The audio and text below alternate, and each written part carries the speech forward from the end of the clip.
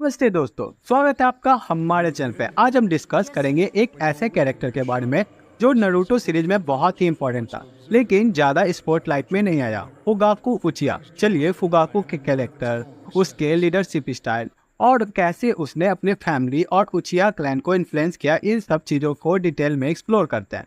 Fugaku उचिया उचिया clan का head था और उसके लीडरशिप में ये क्लैन बहुत ही पावरफुल और रिस्पेक्टेड भी थी। लेकिन फुगाकू एक साइलेंट लीडर था। वो अपनी पावर का शो ऑफ नहीं करता था, अपने एक्शन और डिसीजन से ही अपने लोगों का दिल जीत लेता था।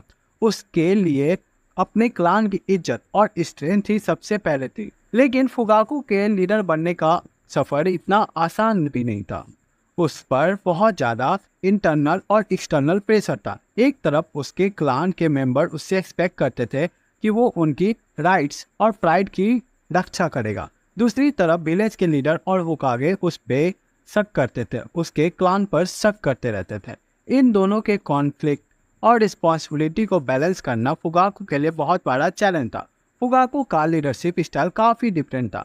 वो ज़्यादा बोलता नहीं था, लेकिन उसके डिसीजन का इम्पैक्ट बहुत बड़ा होता था। वो अपने एक्शन से ही अपने लोगों का रिस्पेक्ट और लॉयल्टी जीतने में बिलीव करता था। उसने अपने बेटों इताची और सास्के पर भी अपने लीडरशिप स्किल की छाप छोड़ी है, जैसा कि हम आगे भी देख सकते हैं।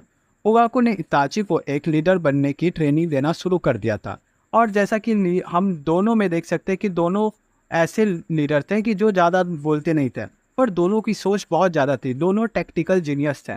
तो इन सब चीज़ों को हम देख सकते हैं कि ये कहाँ से आ रही है।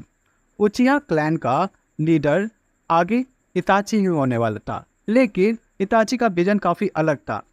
इसको लेकर दोनों के बीच में काफ़ी टेंशन क्रिएट हो गया और दोनों का रिलेशनशिप भी खराब हो गया था। ऐसा हमको लास्ट में देखने को मिल जाता है। उगाको के सामने सिर्फ एक्सटर्नल प्रेशर ही नहीं था, बल्कि बहुत सारे इंटरनल स्ट्रगल भी था।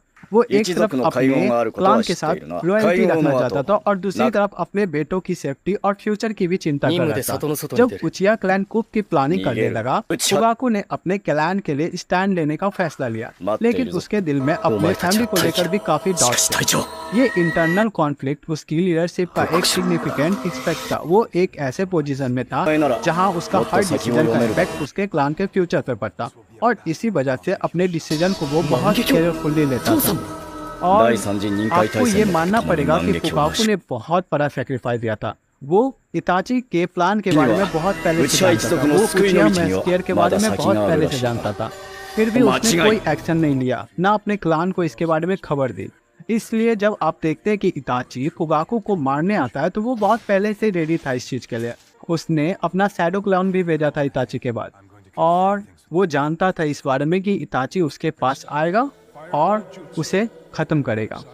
तो यहाँ पे वो सब कुछ जानते हुए अपना क्लान, अपना फ्यूचर, सब कुछ निछावर कर देता है सिर्फ अपने बेटों के लिए। उसने इताची से सिर्फ एक ही चीज मांगी, वो थी सास्के की जान बख्शना। फुगाकू के स्ट्रेंथ उसके साइलेंट बट इम्पैक्टफुल लीडरशिप में थी।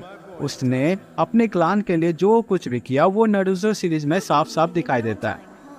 फुगाकू की लेगेसी सिर्फ उचिया क्लैन तक ही लिमिटेड नहीं थी, बल्कि उसके बेटे इताची और सास्के के डिसीजन पर भी उसका खास असर दिखता है। फुगाकू उचिया एक साइलेंट लीडर था, जिसका इम्पैक्ट उसके क्लान और फैमिली पर बहुत बड़ा था। तो आपको क्या लगता है कि फुगाकू एक अच्छा इंसान था या एक बुरा?